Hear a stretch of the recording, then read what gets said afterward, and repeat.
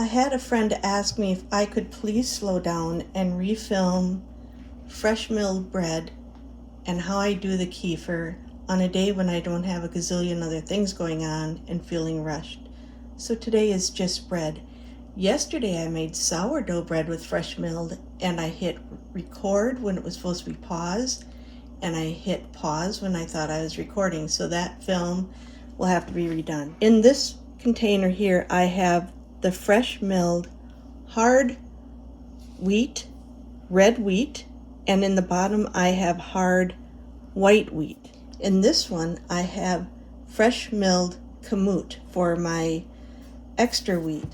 I used, for the hard white, I used a Palouse brand of hard white wheat berries. For the hard red wheat berries, I used Ancient Grains, also known as Pleasant Hill.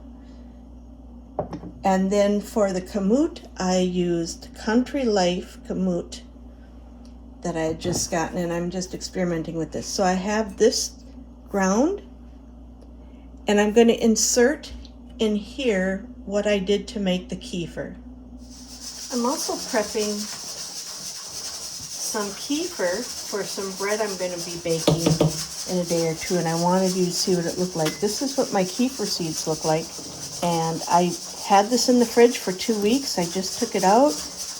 I'm going to pour some fresh milk on it. I don't have access to raw milk. I do use an organic A2 milk.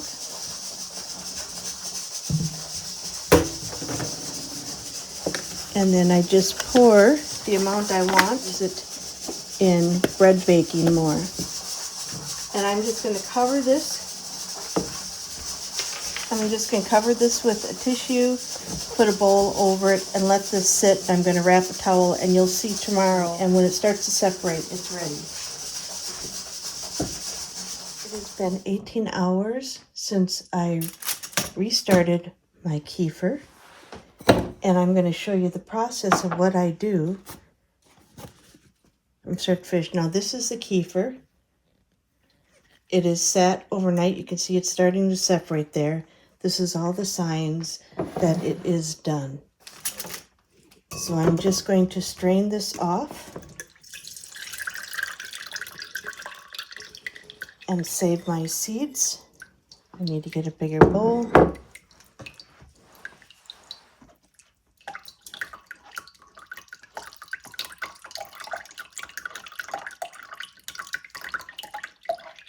And this kefir is what I will be using in bread or smoothies.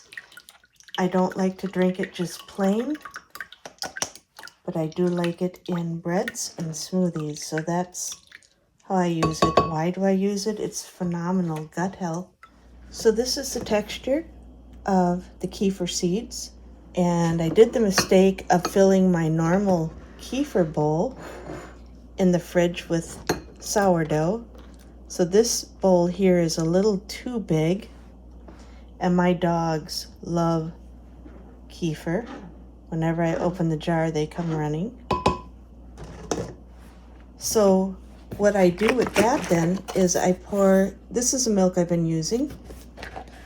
I pour some fresh milk over this. And again, this isn't normally the bowl I'd use.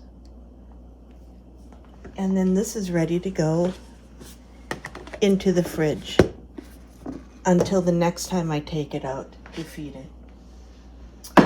And then with this kefir, this is ready to drink, to bake with, to make smoothies with, and I like it the next day. It's just been my personal preference. And so I will put it in the fridge for a day, and then tomorrow will be the soonest I will start to use it, and it will last me for a week. And that's my kefir milk. Over here I have 2 cups of kefir plus 1 cup of water. I have 2/3 cup of honey from our honey beans, and I have 2/3 cup of oil of an olive oil, and I use the sweet cream butter infused olive oil from Orville. It is vegan, there is no butter in it. I have 2 eggs. I am doubling this batch, so everything you see, it's because it's doubled. I have 2 tablespoons of soy lecithin, and I have 1.5 tablespoon of Redmond sea salt. And I'm going to start mixing my ingredients. I am using a Bosch mixer. The yeast, and again, I'm doubling this.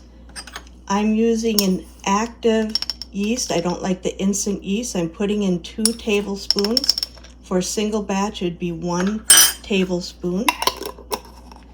I also put in a little sugar just to give it some food as it's proofing.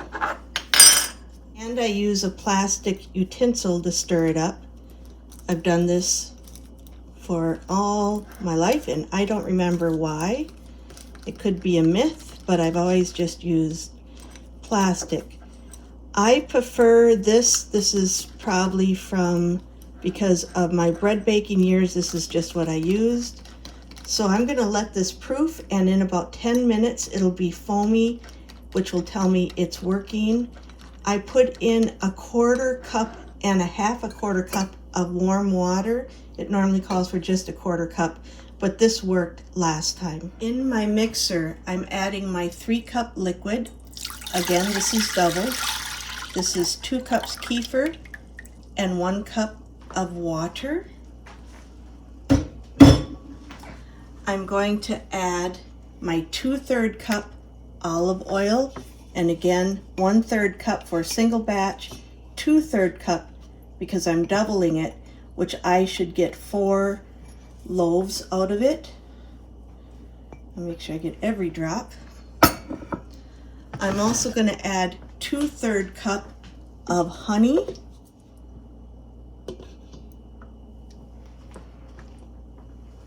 I'm also going to add 2 eggs, and I'm going to pre-crack them.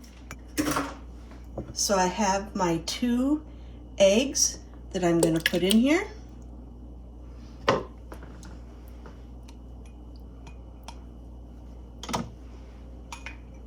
I have my 2 tablespoons of soy lecithin.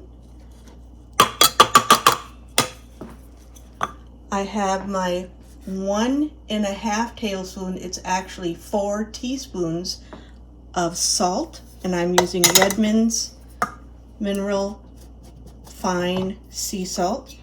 I'm also going to add a big amount of flour, probably half of what I've ground, just to get it mixed, and then I will add the rest of the flour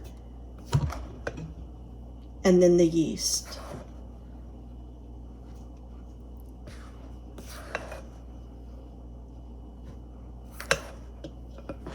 I think that'll be good. My yeast is already bubbling. You can see that, so that'll be ready shortly. And as usual, I always forget to plug in my mixer. And now I'm just going to mix this stuff up for a little bit. This is loud, so I'm going to turn it on. How it is looking, I'm going to add more of the flour. I have not added the yeast yet.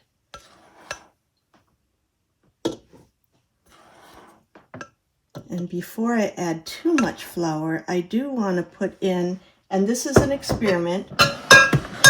I hope my experiments turn out okay. I'm going to add a couple scoops of the kamut.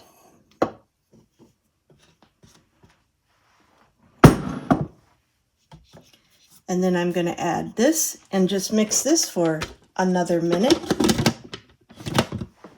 To this, I am going to add 1 more scoop of my hard white and hard red. And I am going to add another scoop of the kamut. And I think that'll be it for the amount of flour that I will need. I'm going to knead this in, and then we'll be ready for the yeast. This is what the dough looks like. This is what my yeast looks like. It is fully proofed. It's working. So I'm going to get this put in. And then I'm going to do, because I'm new to this, you know, bread bakers for 40 years going to fresh milled are the worst. So I'm trying to learn to keep this, learn that it's a totally separate technique than using a store-bought flour. So this here is my yeast. I'm going to mix this in, and I'm going to let it knead for about 5 minutes, and then I'm going to let it rest, and then I'm going to let it knead again, and then let it rest.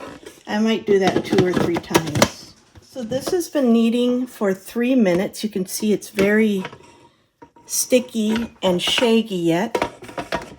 So now what I'm going to do is I just want this to rest a little bit, and I don't think I'm going to need to add any more flour or any more liquid, but I'm going to let this rest for 5 minutes and then come back to kneading.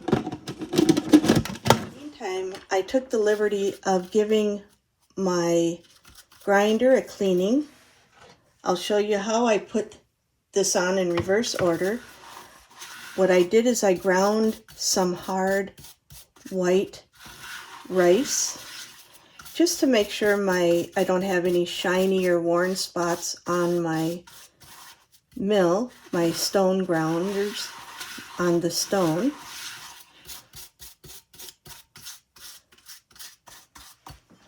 And you can see the flour here. This here cleaned out. And I do this every couple of weeks. This is just rice, stone ground rice flour, and I'm not going to save this. I do wipe the tops down, and it is unplugged. Do not do this when it's plugged in. I do not get my stones wet. I'm just wiping down the metal parts. That's the stone. I'm going to put the stone back in. You would repeat the opposite way. And then the hopper goes in and twist. And it's now on. To release it, you press this button down, turn, and lift. So in and twist. I will give this a slight wipe also. I'm not so concerned about because it gets used regularly, but I do like to take good care of my equipment. And I did grind some stuff without a covering, so I got a little more flour dust than usual. But this is just keeping up on your tools while that is setting. The bread is sitting.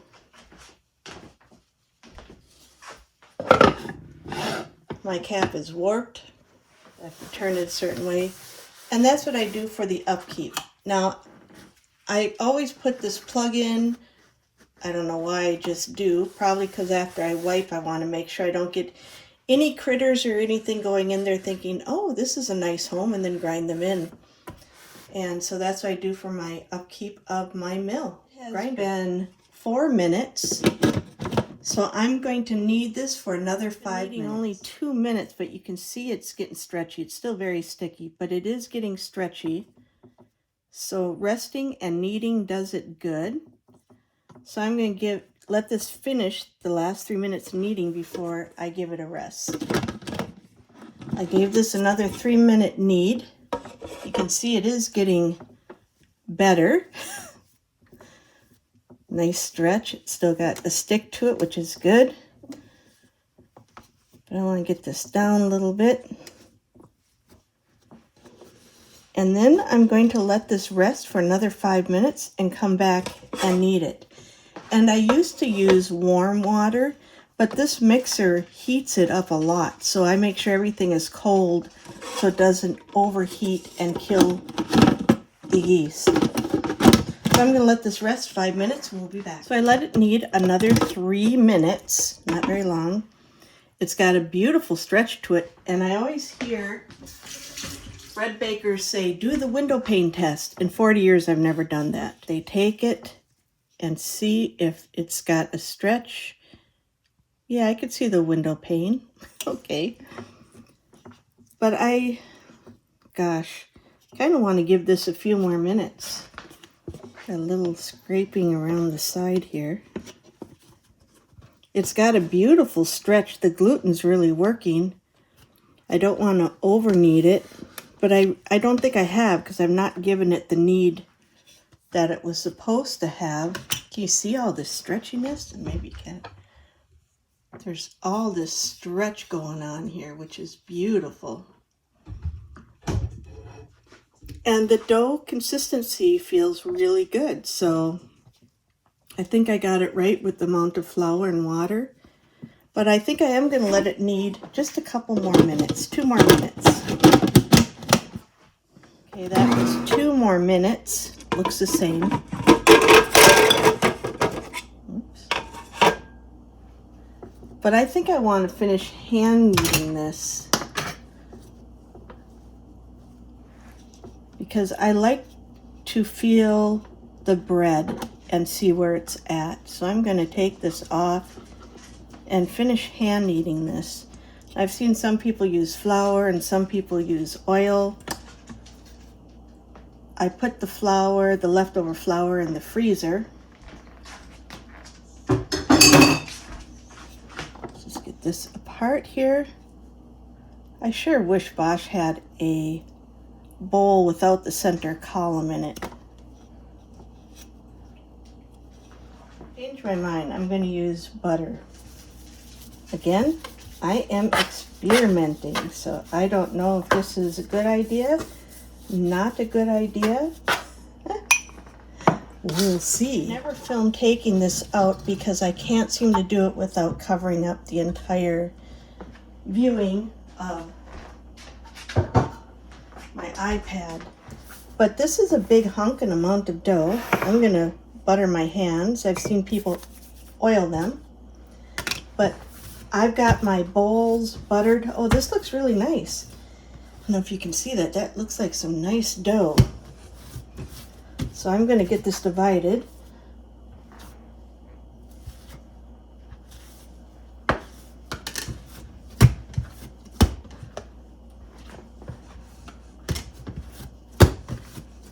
Still feels heavy.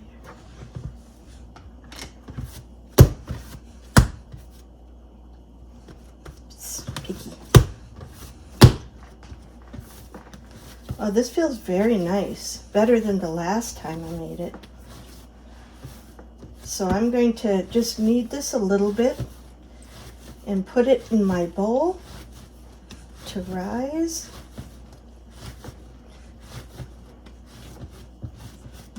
This is a beautiful looking bowl of dough. Just put it in there, flip it over. That looks really lovely. And I'll do the same with this one. But again, a beautiful ball of dough. This one I think is smaller than the other one. That's okay. So I'm going to get these 2 covered and let them, yeah, this one is a little bigger, isn't it? Is that going to drive me nuts? Libra.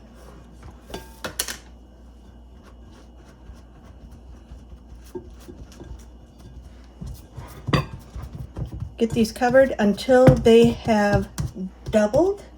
I'm also going to put a little butter on top just because I don't want it to dry out, and I am using butter as my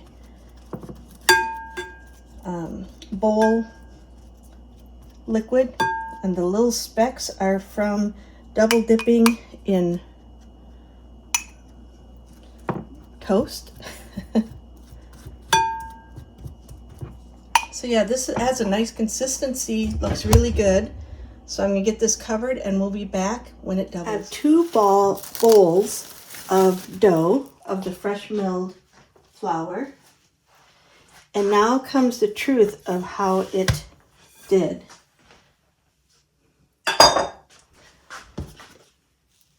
I'm divide this in half as best as I can.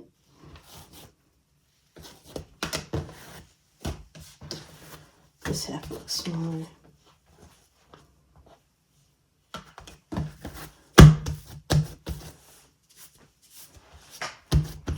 And I stretch it and relax it. Stretch, relax.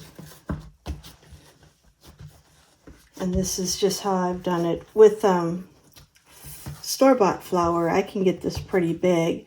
With fresh ground flour, not as big, but enough that tells me this is going to be a decent loaf of bread. Trying not to cover up the video. Now I've done it this way for nearly 40 years. I do have a little stretch there. And when I lived with the Amish neighbors, they would fork their bread to get rid of the air holes. I don't know where I learned this technique or if it's something I read in a book once, because when I started baking bread, there was no internet. I think this is going to be a lovely loaf of fresh milled flour that looks pretty good. Let's see if I can get this angled a little better. Now, as usual, I've scored my bread out of habit. Last time I scored it too much. Grinding the flour. So that was bowl number 1. Now we have bowl number 2. So I'm going to continue getting this rolled out. With fresh milled flour, you'd rather underproof a little than overproof, because if you overproof, it will sink in the center in the oven. And I used to do this for flavor. Now I just do it to keep it moist as it's rising. And last time I did cut my lame marks a little too deep, and I've seen people not cut it at all. I've just done this out of habit. It was done way back in the day when villages had one baker and a grinding mill so that they could mark their bread. So when everyone took their bread in to get baked, they all had their unique pattern. But that's not why I do it. I do it out of habit. My bread has risen. This is all I feel comfortable rising it, because if I rise it too much more, I found with freshly milled flour, it has a tendency to sink. So I'm going to put this in an oven at 350. I'm going to check it with my thermometer when it comes out, and I want about 190 degrees. This is going to be my first test of temperature. And I'm looking for about 190, and these are done. I also want to mention, since using these new USA pans, I absolutely love them. It just comes out just like that. Now, when I cooked this before, I did the mistake of going over my lamination, and the bread cracked horribly, and I don't know if that was from my over lamination or not. So I decided I would try that again one more time, and it did the same thing. So this bread not need to be laminated, and if it does, don't be tempted. This one's horrible. Oh my gosh. Don't be tempted to laminate it more than once, and not very deep. This one here, I went way too deep. And these ones I did not go deep. I just laminated lightly. You don't want to see these inner layers like this. And again, this is something that is an old habit I did on my other bread loaves. So this one here, and these are really hot. Look at how horrible that cracked open. That was from double lamination. I'm going to turn these on the side. These are beautiful. They rose great, and I will be sharing this with my friend. It's been a while. The bread is cooled off. I normally cut into the prettiest one, fresh baked, but I am sharing this with my friend tomorrow. So I'm cutting into the ugliest one. And this is the fresh milled baked bread. It turned out very, very well. And I'm going to serve mine with some peanut butter, because that's how I like to have it. But just a little peanut butter. My husband likes the bread plain. My daughter likes a little butter on it when it's fresh. And this is the fresh milled, fresh baked bread.